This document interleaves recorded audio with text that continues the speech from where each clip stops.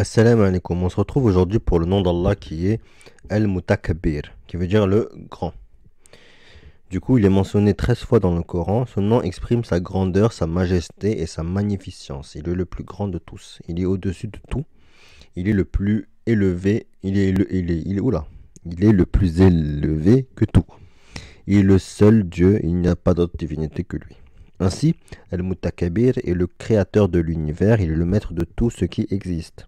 Il est le seul à pouvoir décider de l'avenir et il est le seul à pouvoir juger les hommes. Et du coup les djinns aussi, hein, d'accord. Ce nom d'Allah est une source de crainte et d'amour pour les croyants. Il les rappelle que Dieu est tout-puissant, qu'il est le seul à pouvoir leur apporter le salut. Ainsi, on peut citer la sourate, l'ayat Kursi, l'ayat Kursi qui relate tout ce que Allah peut faire, d'accord. Allah, il n'y a d'autre divinité que lui, le vivant, le substantiel, ni somnolence, ni sommeil ne le saisit. Ça lui appartient ce qui est dans les cieux et sur la terre, qui peut intercéder auprès de lui sans sa permission. Il connaît ce qui est devant et ce qui est derrière eux.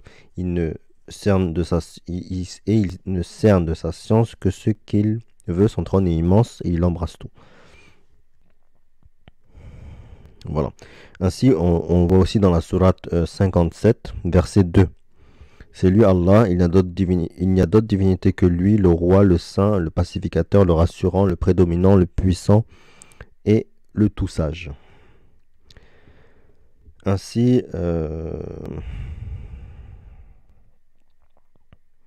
voilà.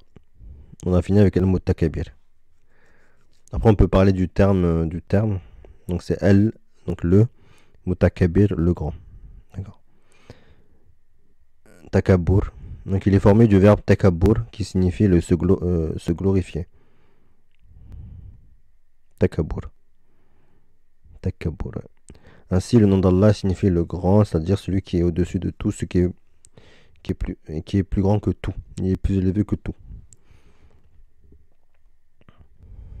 Ainsi, alors, il y a deux significations du nom Al-Mutakabir. Donc, Al-Mutakabir, la première signification est celle de la grandeur absolue. Allah est le plus grand de tous, il est au-dessus de tout, il est le plus élevé que tout, il est le seul Dieu, il n'y a pas d'autre divinité. Et la deuxième signification est celle de la glorification de soi. Allah est le seul à se glorifier, il n'a besoin de, il n'a besoin de glorification de personne, il est le seul à être digne d'adoration, il n'y a pas d'autre divinité que lui. Voilà.